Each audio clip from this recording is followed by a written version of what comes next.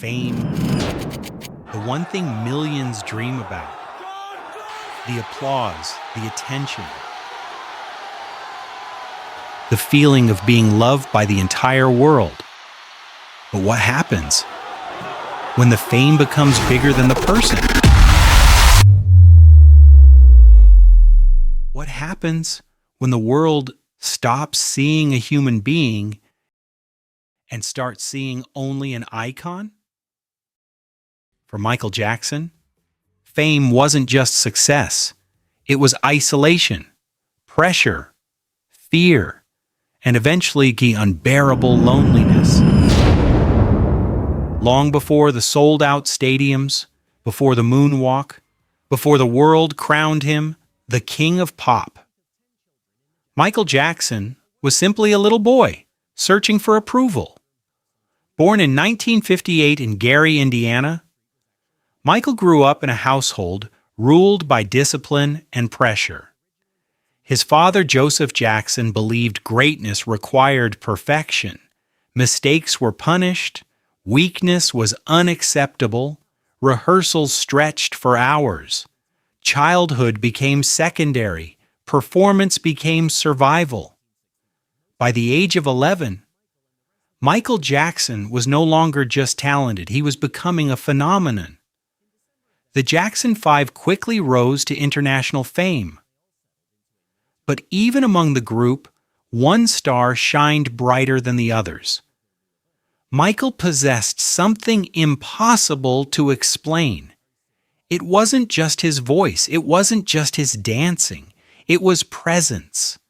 The kind of presence that made millions feel emotionally connected to someone they had never met.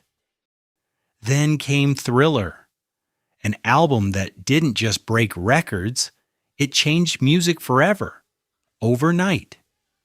Michael Jackson became the most famous entertainer on earth. His face was everywhere.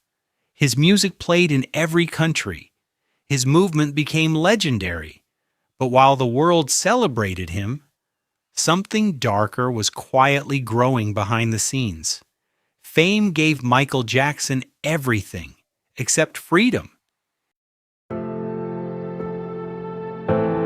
He could no longer walk through a store. He could no longer trust strangers. Even simple human experiences became impossible. Privacy disappeared, normal life disappeared, and eventually, Michael Jackson himself began to disappear.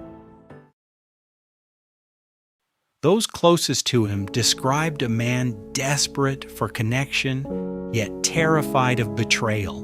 The more famous he became, the more isolated he felt, and perhaps nowhere reflected that loneliness more clearly than Neverland Ranch.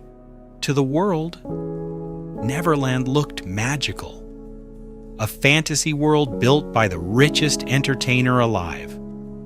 But psychologically, it may have represented something far deeper. Experts believe Michael spent much of his life trying to recreate the childhood he never experienced, a place without pressure, without judgment, without fear. As Michael's appearance changed, public fascination slowly transformed into obsession. Rumors spread constantly. Every interview became controversy. Every decision became spectacle. The media no longer treated Michael Jackson like a person. He became content, a headline, a mystery for the world to consume. Behind the cameras, behind the performances, behind the image, was a human being collapsing under impossible pressure. By the late 2000s, Michael Jackson appeared exhausted. Years of stress, public scrutiny, legal battles, and physical pain had taken a devastating toll.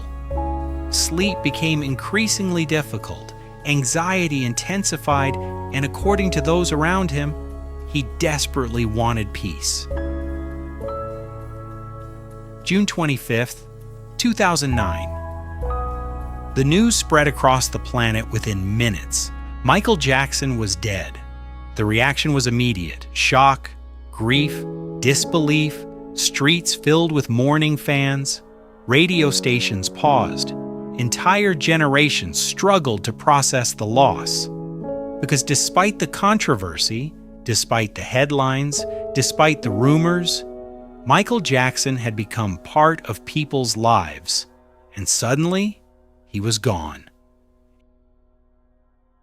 In the end, the world received a legend, a musical genius, a cultural icon, a once-in-a-generation performer.